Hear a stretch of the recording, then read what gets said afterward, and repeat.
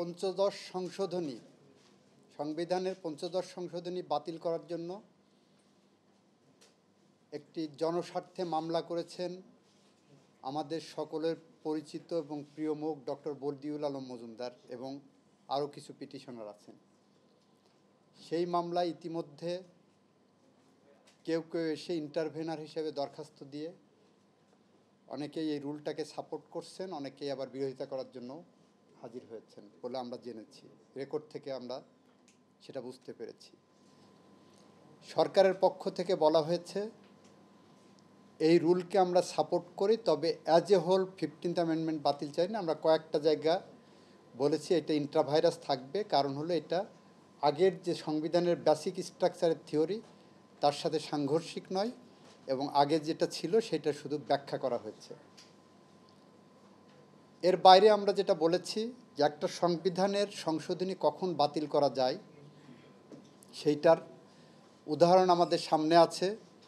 Indian supreme কোর্টের একটা ঐতিহাসিক রায় আছে যার নাম কেশবানন্দ ভারতীর মামলা হিসেবে পরিচিত। সেখানে বলা হয়েছে যে পার্লামেন্ট সংবিধান বাতিল করতে পারবেন, অ্যামেন্ড করতে পারবেন, সব করতে পারবেন, তবে সংবিধানের বেসিক স্ট্রাকচারকে হিট করে না। এই থিওরিটাকে আমাদের দেশের 8ম সংশোধনীর মামলার রায়ে ফলো করা হয়েছে। এই একই কথা বলা হয়েছে যে পার্লামেন্ট আইন করতে পারবেন, তবে সেটা সংবিধানের সাথে সাংঘর্ষিক হবে না, বেসিক স্ট্রাকচারের সাথে।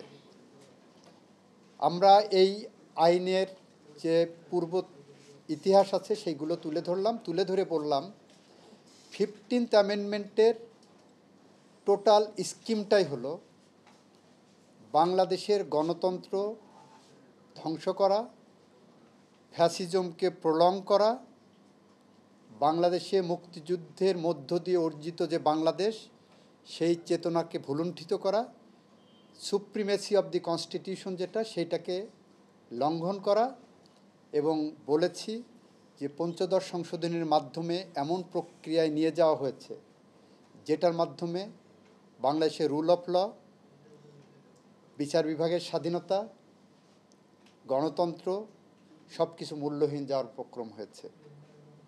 এইটা বলতে যে আমরা প্রত্যেকটা আর্টিকেল ধরে ধরে বলেছি। সেখানে বলেছি যে দেখেন কিছু আর্টিকেল কিছু জায়গা আছে যে জায়গাগুলোতে it is called colourable legislation. Colourable লেজিসলেশনটা কি সেটা ব্যাখ্যা করতে যে আমরা বলেছি যখন দেখা যায় একটা আইন পাশ হচ্ছে, আপাত দৃষ্টিতে সবাই মনে করবেন এটা তো আইন তো ঠিকই আছে, এখানে তো কোনো ভুল নাই, কিন্তু সেইটা করতে যে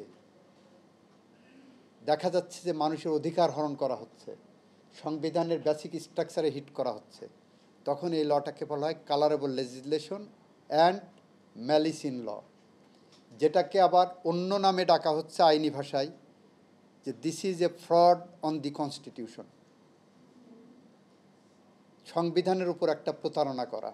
আমরা বলেছি পঞ্চদশ সংশোধনী আইন যেটা সংসদে পাশ করা হয়েছে এটা সংবিধানের উপর প্রতারণার শামিল। আমি আরও বলেছি যেটা সেটা হলো তত্ত্বাবধায়ক সরকারের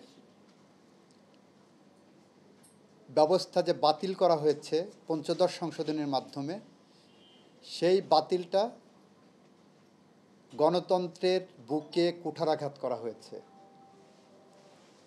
এই বাতিলটা ইন্ডিপেন্ডেন্টলি করা হয়েছে, সুপ্রিম কোর্টের রায়ের জন্য অপেক্ষাও করেননি, রায়ের রেফারেন্সে ওই বাতিল করা হয়নি। সুতরাং ইন্ডিপেন্ডেন্টলি পঞ্চদশ সংশোধনীর মাধ্যমে তত্ত্বাবধায়ক ব্যবস্থা বিলোপ করা, এটা বাংলাদেশের মানুষের এবং সংবিধানের বুকে কুঠারাঘাত করা হয়েছে। এটা আমার সাবমিশন ছিল। আমি বলেছি 123 ধারায় সংসদ সদস্যদের বহাল রেখে নির্বাচন করে আবার সংসদ সে হবেন, সেইটা অবৈধ, এটা কনস্টিটিউশনের বেসিক স্ট্রাকচারের আঘাত করে, কারণ ডেমোক্রেটিক ফেয়ার প্র্যাকটিসের জায়গায় এটা নাই।